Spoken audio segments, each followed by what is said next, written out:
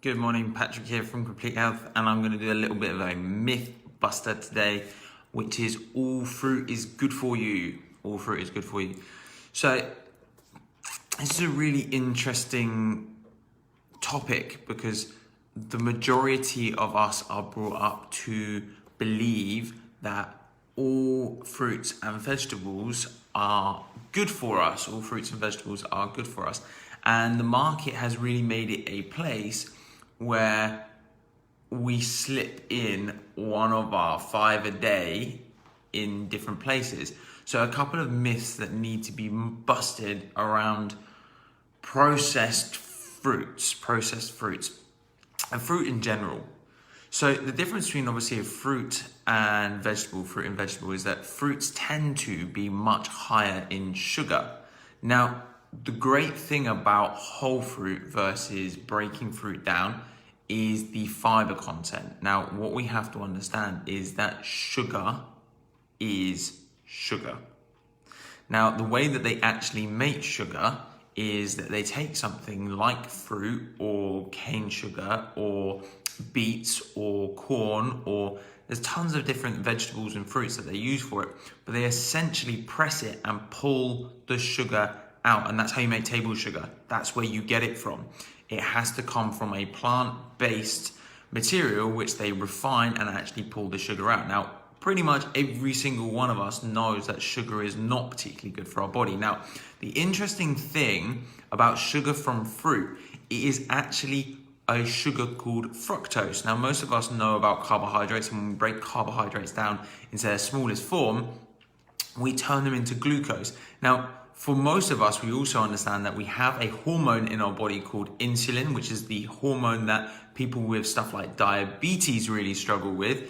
It is the one that helps us absorb the sugar. Now, with fructose, our body does not recognize fructose the same way that it recognizes glucose, and as a result can really drive up our blood sugars, which is not in favor for the benefit of someone, say for example, with diabetes or an injury, because too high a blood sugar can actually prevent injuries from occurring. Now, if you've ever seen someone with really severe obesity or diabetes, what you'll start to see is stuff like boils and scabs start to appear on their legs. And the main reason being is the sugar in their blood is not actually allowing their tissues to heal.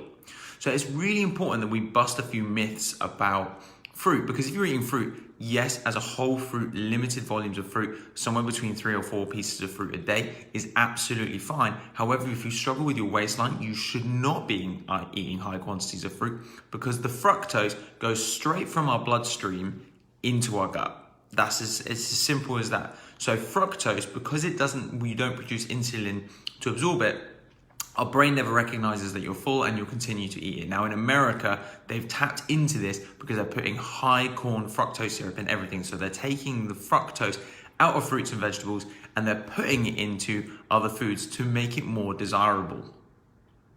So this is when stuff like fruit juices and smoothies and processed fruit bars, though they are better than, say, for example, something like Coca-Cola, because they've got slightly more nutritional value, they are still in principle the same, because they are literally just bottles of sugar water without the fiber. And when you take the fiber out of fruit, you are speeding up the digestion, spiking your blood glucose through the roof, and really, this is some of the reasons why we're seeing these increases in stuff like coronary heart disease, diabetes, cancer in this country, because people are blasting their blood sugars through the roof, and as a result, it's having a detrimental effect on the way that their body both heals and in the progress of new diseases occurring. So my understanding, if we can choose to eat more vegetables as opposed to fruits, we're going to be in a much better position. And I've put a couple of reasons as to why, but like I say, fruit that's been refined, especially as fruit juice, all the fiber has been taken away.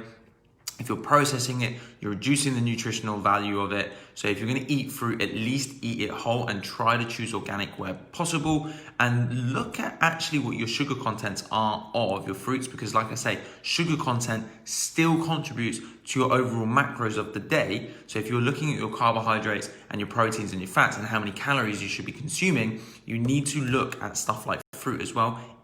I know in Slimming World, stuff like fruit and vegetables are free sins, but realistically, if you're going to continuously eat loads and loads of fruit, you will eventually drive up your weight, because like I say, that fructose is not being digested properly and it ends up straight around your stomach. Wow. So a lot of people don't actually know this about fruit. Personally, I'm a big lover of fruit. I don't struggle with my waistline. I love fruit, but I also know I'll wake up if I eat a lot of, say, for example, something like dates, because I eat dates, rather than having desserts, I'll eat stuff like dates with peanut butter and dark chocolate. And if I eat too many, what I'll notice is first thing in the morning, my mouth will feel really dry from where the carbohydrates in my blood have gone up and it's drawn the water out of my cells. And you can feel these kinds of changes. So these are some of the measures and stuff that you can actually feel change. Same again with kids. If you give them too much fruit, you'll probably see the same kind of thing as when you give them too many M&Ms. They go hyper. Until tomorrow, guys. I'll speak to you soon.